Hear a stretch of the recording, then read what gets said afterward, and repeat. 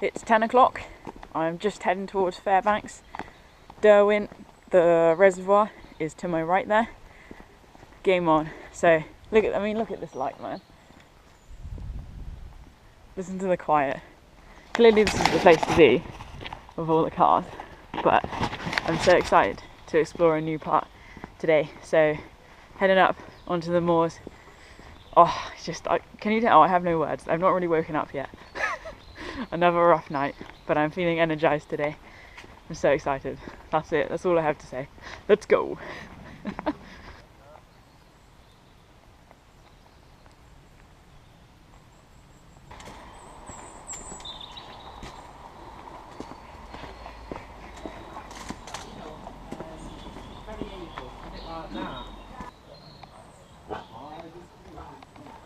Oh, hey, I didn't even see you there. Your camouflage.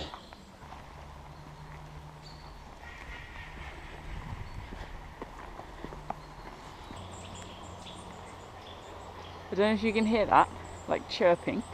There's a nuthatch. And there's loads of them. They're just there. Literally on that tree. Oh my goodness. Right, so I'm heading to Derwent Dam. Oh, which is literally right there. There's a big ominous looking wall in front of me. And then we'll head on for the walk. I'm getting attacked by my man. Oh.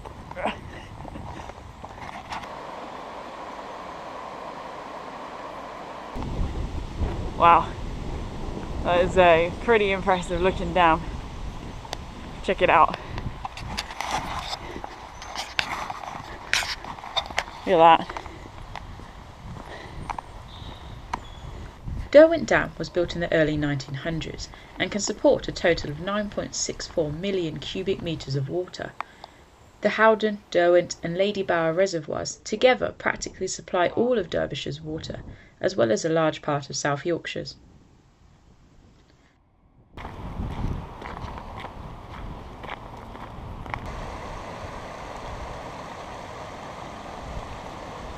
This landscape I'm in right now, I know it's very controlled and managed, especially since that's a reservoir, not a natural lake. But this right here, this is what I live for. The pine forest and the smell of the pine, and you've got the silver birch and all of the ancient woodland and the water and the moors. Oh, it's just mind-blowing. I know some people like the sea, some people like cities. This for me, this is what I love. I just need a little log cabin somewhere, tucked away on a lake. Oh, heaven. Look at this, look at this view. How insane is that?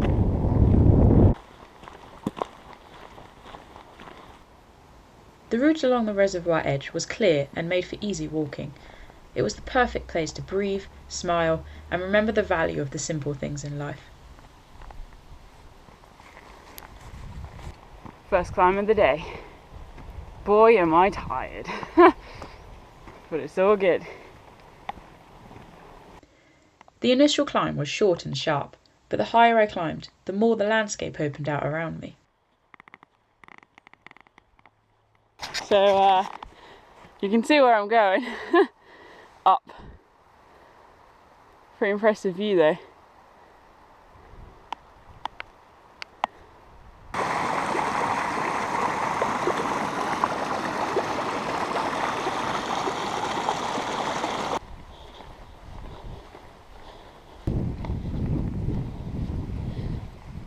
I've rounded the corner, just gone past Gary's coombe.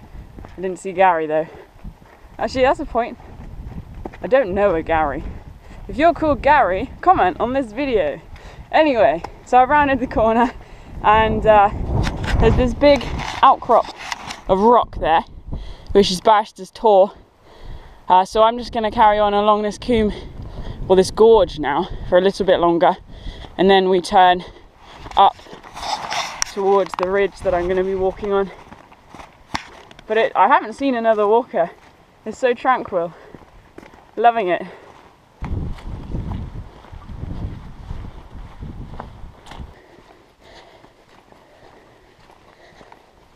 So I'm at this path junction. You can see there's one path going off that way and another one heading off in that direction. And there's this little brook called Sheepfold Clough. I've just had a look at my map and basically I'm here. So I could go that way, but I'm not going to. So instead I'm going to carry on. So I'm going to keep right along along this little path heading directly upwards. So we've got quite a bit of ascent now. 10, 20, 30, 40, 50, 60, 70, 80. A good 100, 150 meters maybe. And then we're going to branch off to the left along the ridge. So we're going to look at Lost Lad Tor, Back Tor, all the way along there. And then basically up and circle back round to Fairholmes in the car. So that's the plan. Let's see how it goes.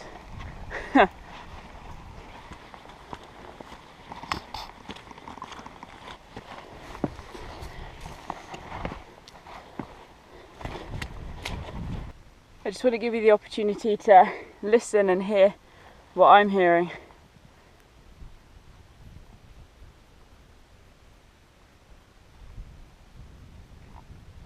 Nothing. Genuinely. When it's such a still, calm day like this, with a very mild breeze, it just does something in here.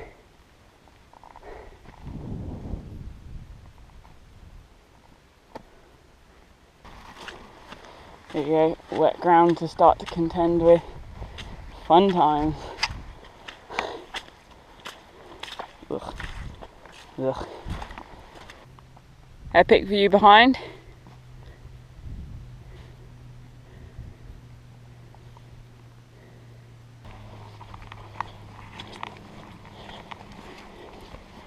I'm trying to steady myself for when I come over this ridge. Oh my goodness. Wow. Look at this view. 360. Epicness. And I'm not even on the highest point. Oh my goodness. Wow. This camera does not do this justice. Hey. Guess what I found? A paved path. I'm always like messing around in the mud and there's always an alternative route. Look at this, gorgeous. I'm not trying to be vain here. I just want to show you the view behind as I climb. Look. It's stopping my progress forwards. Nearly at the top. Nearly found Lost Lad. There we go. Sitting at 516 metres above sea level, the summit is marked by a cairn and toposcope, and its name is actually derived from a local legend about a shepherd boy who got lost in a blizzard and died. Onwards to Back Tor, the highest point for today. And it's still paved. Happy days.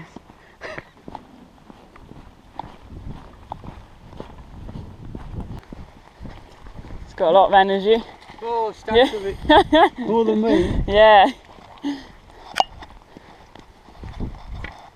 Nice one. It gets bigger every step I take. Down there, Back Tor looked quite insignificant. Up here, it looks quite monumental. Look at it. Huh. Very domineering in the landscape. Just in case you weren't aware, these paved paths here, they are obviously fantastic for walking on, but the main goal by the National Park Authority who puts them in place is to prevent erosion. and you can see all around me the last couple of days has just been peat and bog, which A, is no fun to walk in, and B, is actually a very, very fragile environment, a landscape that is very easy to erode away, very easy to destroy, and if it's destroyed it takes a very long time to regenerate, rejuvenate and grow back up to in its successive levels. And that's basically the point of these paths. So it takes a lot of time and effort and labour to put these in place, but obviously it's worth it in protecting this fragile ecosystem that is a national park for that reason.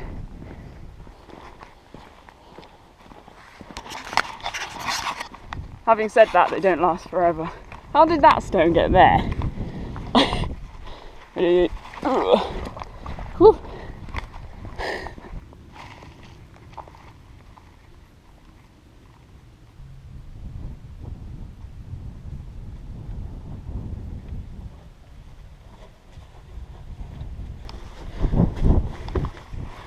Not sure where I'm going. Where's the top? There's the top. Backtor sits as the highest point on Derwent Edge, a millstone grit escarpment above the upper Derwent Valley that provides seriously mind-blowing views in every direction. Just leaving Backtor now, 538 metres above sea level, and basically I just follow this ridge for the next 3 kilometres. Well, I stopped for a bite to eat and I'm a bit chilly now, so I'm looking forward to keeping moving. So that's where we come from. That's Backtor, and that's where we're going, into the back and beyond. And apparently it's 1 o'clock. The route along the escarpment was paved and a real delight to travel along, with tours of every shape and size dotting the landscape, each having been eroded by the wind, rain and frost over many centuries. We've got this wall starting to mow right, just approaching the salt cellar boulder, which is this one here. So making quite good progress along Derwent's Edge, the ridge now. It's all confusing names, isn't it?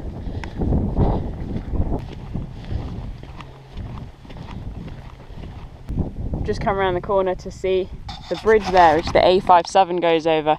So we drove over that this morning. Separates the 2 reservoirs, so it's the Lady Bower, Upper Lady Bower, and then you go up to the Derwent.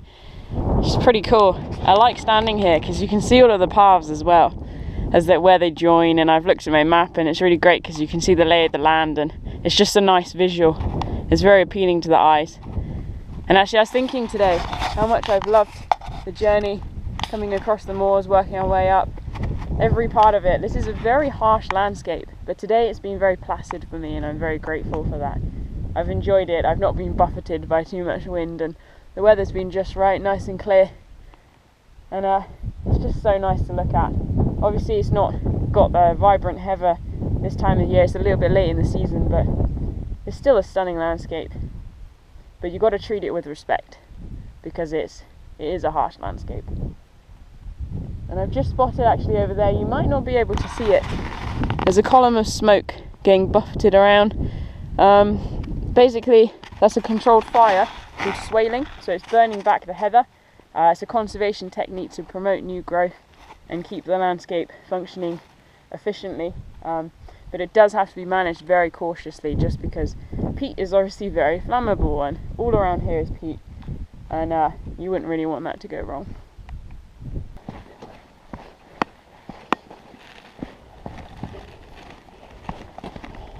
Kestrel, kestrel, kestrel. Wow.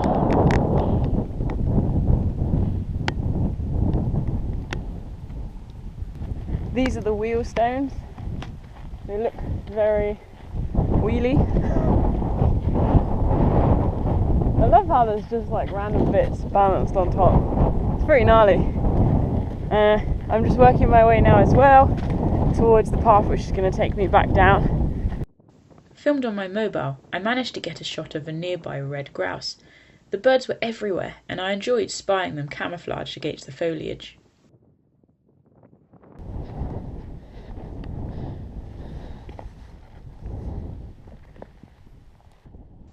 The descent back down the valley was reasonably gentle and on good paths. It would have been a great mountain biking trail.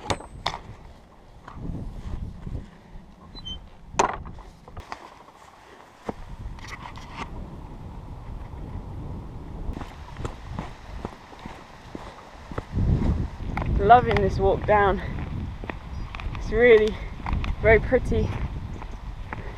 I'm just about to join the main bridleway that goes along the reservoir, and then we'll head up to the aqueduct, and then from there we're pretty much at Fairbanks, and then we're done. It's a good day to have a good day.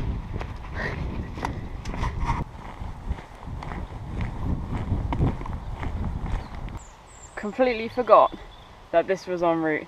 So I'm standing looking at the lost village of Derwent that was flooded when this reservoir was built in, I think, 1947-ish. And there's this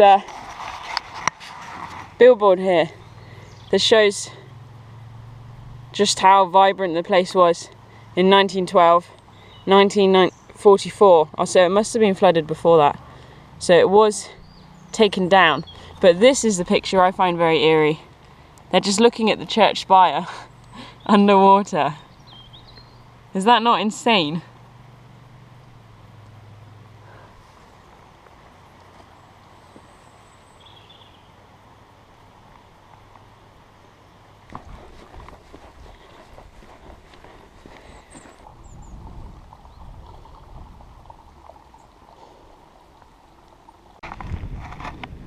On the final stretch down now to Fairbanks.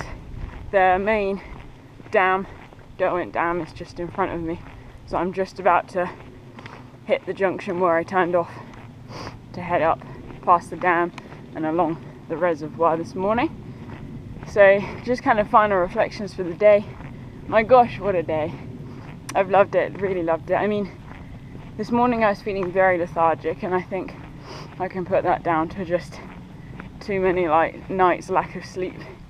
But I stopped for a little bit, kind of got somewhere sensible in my mind and in how I was feeling, picked myself up and carried on, and I said I'm not going to stop till I get to back tour. And of course, as I rounded the corner coming up on the moors there, my mind was blown. I mean, the views were incredible, and I've just been so fortunate with the weather today. So I would really recommend the route. So 11 miles today, feeling pretty good. That's where I turned off this morning, many hours ago.